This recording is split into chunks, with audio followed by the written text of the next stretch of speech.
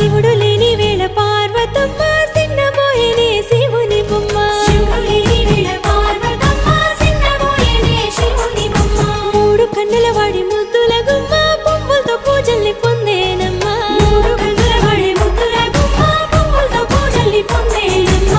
గౌరమ్మే బతుకమ్మై ఎత్తుకొని వచ్చనే నెత్తిపై మేఘాలు ఏడేడు సంద్రాల ఎదరు పొంగిన నీళ్లు తీసుకొని వచ్చనే తిరుగుతూ వాగులు నురగలై పొంగెనే చెరువుల తూములు